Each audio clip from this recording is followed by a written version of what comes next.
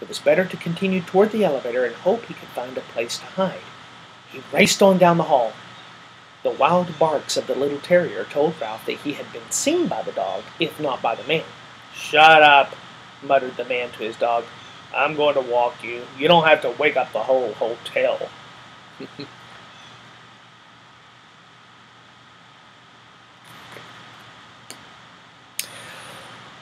Ralph reached the elevator where he drove around behind the ashtray on a stand beside the door. He stopped and waited, tense and frightened. Outside, an owl hooted. "Woo! Woo!" was silent, and hooted again. "Woo! Woo!" A sudden breeze rattled the windows and banged the door. Ralph's teeth began to chatter. The dog whimpered, but the man walked straight past Ralph, pushed a button, and in a moment stepped into the elevator.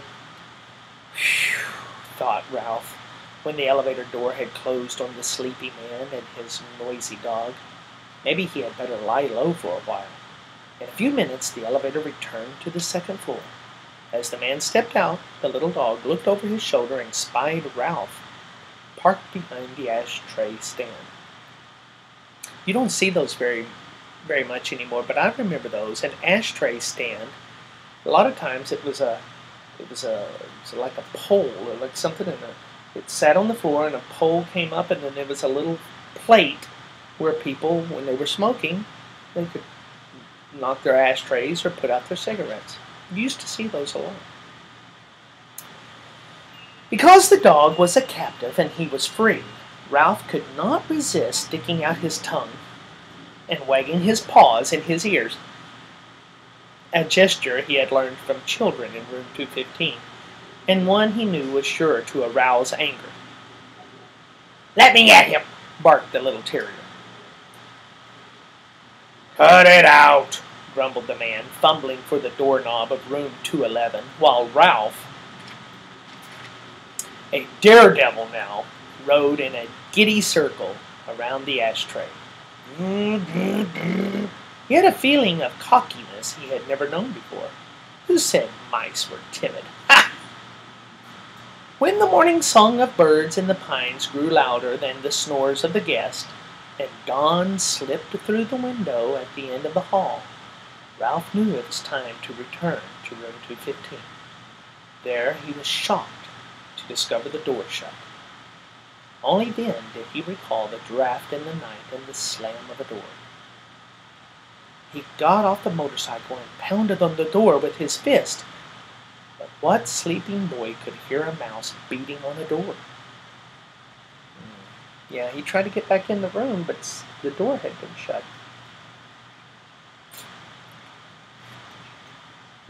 Ralph knew from experience that he could flatten himself out and crawl under the door of room 215. But there was no way he could get the motorcycle through the crack, not even by laying it on its side and pushing. The handlebars were too wide.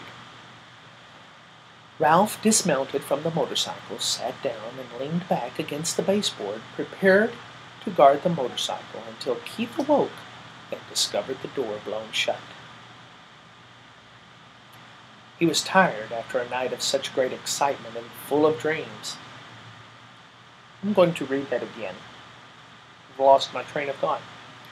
Ralph dismounted from the motorcycle, sat down, and leaned back against the baseboard, prepared to guard the motorcycle until Keith awoke and discovered the door blown shut. He was tired after a night of such great excitement and full of dreams. We're talking about Ralph. Now that he had seen the hall, he could no longer be satisfied with room 215. It was not enough. He longed to see the rest of the world, the dining room and the kitchen and the storeroom and the garbage cans out back. He wanted to see the game room where he had been told grown-up people played games with cards and balls and paddles. He wanted to go outdoors. He wanted to go outdoors and brave the owls to hunt for seeds. Ralph, a growing mouse who needed his rest, dozed off against the baseboard beside the motorcycle. After the experiences of this night, he would never be the same mouse again. The next thing Ralph knew, Matt, the bellboy, was standing over him. Uh-oh. Aren't you out pretty late? Matt asked, causing Ralph to jump to his feet even though he was not entirely awake. You should have been in bed long ago, but I suppose you were out till all hours, speeding around on that motorcycle. I bet Ralph is dreaming. Because I don't think Matt... Let's see. Ralph had seen Matt many times, but this was the first time the old man had spoken to him. He was astonished to discover they spoke the same language. Even so, Ralph stood in front of the motorcycle. Anyone who tried to take it away from him would have to fight Ralph first. Nice little machine you got there, remarked Matt. Kind of wish I was young enough to ride one myself. Must be fun speeding along, making all that noise. Ralph realized that Matt was a friend. Say, he began, how about helping a fellow out? Sure, agreed Matt. What can I do for you? Open that door a crack, just enough so I can ride through. I promised the boy I would park his motorcycle under the bed. Good place, said Matt. The maid never cleans there if she can help it. Very quietly, he turned the knob and opened the door just enough for Ralph to ride through. Ralph bumped up over the edge of the carpet, swung out around the wastebasket in the bedside table, and was about to drive under the bed when... Eek! Screamed the boy's mother, who was standing in the doorway between 2:15 and 2:16, in her bathrobe, with her hair up on rollers. A mouse! Ralph put on a burst of speed and shot under the bed. Where? Asked the boy's father, coming in from room 216. Under the bed! Oh, look, Mom, said the boy, jumping out of the bed.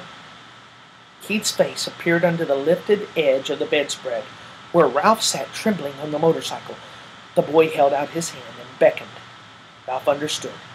He dismounted and ran up the boy's arm inside the sleeve of his pajamas until he came to the crook of his elbow. I guess the crook of his elbow would be like right here. There he waited, shivering, to see what would happen next.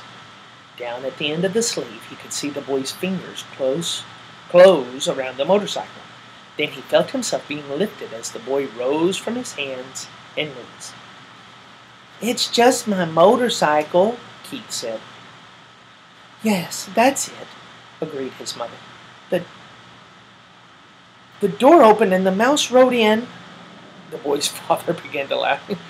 You're still dreaming. But I'm positive, insisted the boy's mother, that you saw a mouse on a little red motorcycle, finished the boy's father and laughed even harder. You make it sound so ridiculous, objected the mother. Well, the father snorted with the laughter. Well, perhaps I was dreaming, admitted the mother reluctantly. But I know I saw a mouse. I'm positive, and I am going to report it to the management. I knew the minute we moved into this spooky old place that it had mice. Now I've done it, thought Ralph inside the pajama sleeve. And you know what? I bet he's worried now because what could happen think about it, what could happen if the management has a complaint that there are mice in the hotel? Think about it. And we'll talk about it more in Chapter 6, A Peanut Butter Sandwich.